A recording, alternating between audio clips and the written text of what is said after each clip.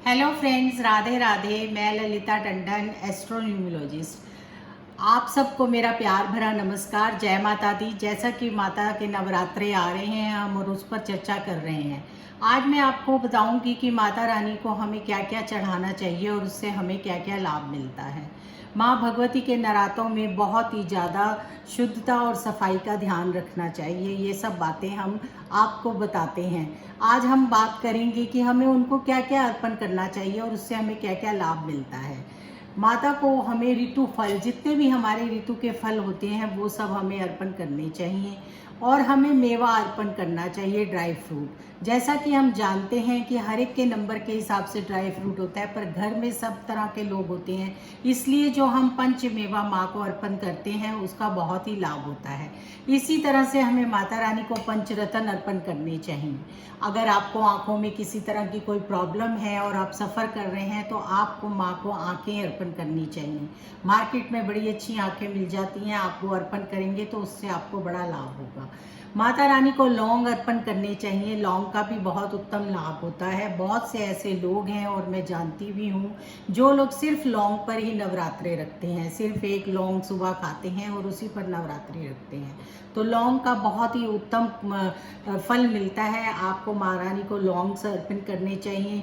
और इसी तरह से अलता, श्रृंगार का सारा सामान, और घर में तो हम माता रानी को सब कुछ पहनाते हैं और तैयारी करते हैं, घट स्थापना करते हैं और उसी तरह से फिर पाठ पूजा करते हैं।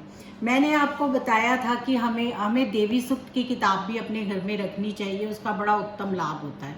माता रानी के नवरात्रों में बहुत सारे ऐसे मंत्र हैं जिनको बहुत सिद्ध किया जा सकता है, लेकिन हम आम जीवन में अगर मंत्रों का सही से उच्चारण नहीं करते हैं तो उसका हमें लाभ भी नहीं मिलता, उल्टा दोष होता है।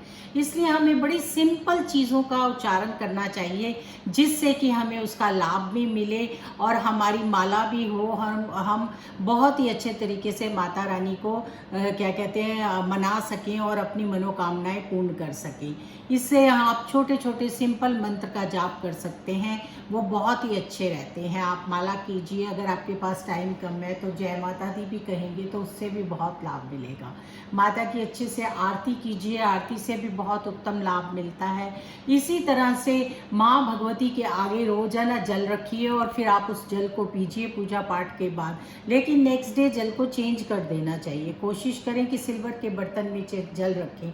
आजकल बाजार में बहुत तरह के सिंदूर मिलते हैं, जिन सिंदूरों को यूज़ करने से बहुत सी प्रॉब्लम आती हैं, इसीलिए मिक्सिंग होने की वजह से लोगों ने सिंदूर लगाना बंद कर दिया है या लोग कम लगाते हैं। तो आपको कोशिश कीजिए कि माँ को केसर का तिलक लगाइए, केसर घोलिए और केसर का तिलक लगाइए, उससे बहुत उत्तम लाभ मिलता है, माँ प्रसन्न होती है। माँ को लाल कलर की चीज़ें बहुत अट्रैक्शन करती हैं, उनको लाल कलर की चूड़ियाँ, चूड़ा, हम ये सब चीज़ें अर्पण करते हैं और हमें करनी भी चाहिए, इससे हमें बहुत उत्तम लाभ मिलता है। आपकी जो जो मनोकामनाएं हैं आप नवरात्रों में उनको पूरा कर सकते हैं। बस शर्त है कि आप माता रानी की जो भक्ति है उसको बड़ी शुद्धता से कीजिए और मन में अपने बहुत ही शुद्ध भाव रखिए। नवरात्रों के दिनों में आप माँ को बहुत सारे भोजन भी अर्पण कर सकते हैं, लेकिन फिर भी हम फास्ट का मतलब होता है कि हम कम से कम, जितना कम खा सकें और जितना घर का खाना खा सकें, शुद्धता से खा सकें, वो अच्छा होता है। बाहर में बहुत सी चीज़ें रिफाइंड में बनती हैं, आप कौन से रिफाइंड में बनती हैं आपको पता नहीं है। आप फलाहार नवरात्रि रखते हैं और वो राइस ब्रांड यूज़ कर रहे हैं तो आपका फलाहार जो नवरात्र है वो नहीं माना जाएगा। इसीलिए आप फलाहारी नवरात्रे कोशिश कीजिए कि नमकीन को या हर चीज़ों को घर में बनाइए और घर में बनाकर खाइए, जिससे कि आपको आपके नवरात्रि का शुभ लाभ मिले। 6 महीने बाद ये नवरात्रि आती है और हमसे जो भी भूल चूक होती है हम उसकी माफ़ी माँ से मांगते हैं। माँ भगवती हमारी धरती है, जननी है, हमें बहुत कुछ देती है और हमारे कलयुग में इस बात का खास विख्यान है कि माता वैष्णो देवी है जहाँ, वहाँ पर सिर्फ सतयुग है, वहाँ कलयुग नहीं है। माँ का और हनुमान जी का कलयुग में बहुत प्रताप है, इसलिए आपकी जो भी मनोकामनाएं हैं आप उनको को रख कर आप माँ की कोई भी एक चीज़ सोच कर और उनकी पूजा कर सकते हैं। उनको ऋतु फल अर्पण कीजिए, सेब, केला, अमरूद, नारियल की तो हम भेंट ही चढ़ाते हैं, नारियल चढ़ाइए। और इस तरह से ये सारे फल आप बांटिए भी, दान करने का भी बड़ा उत्तम फल होता है। माँ के नवरात्रों में रोज़ एक कंजक बिठानी चाहिए जो लोग पाठ करते हैं, लेकिन जो लोग पाठ नहीं करते हैं तो वो अष्टमी वाले दिन कन्या पूजन करना चाहिए।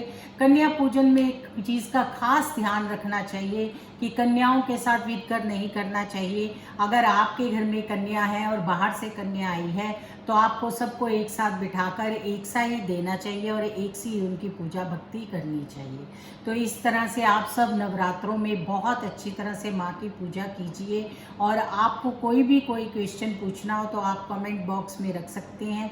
मैं अपनी तरफ से पूरी कोशिश करूँगी कि जितनी मुझ में क्षमता है मैं आपको उसका जवाब दे सकूँ। राधे राधे, जय श्री कृष्ण।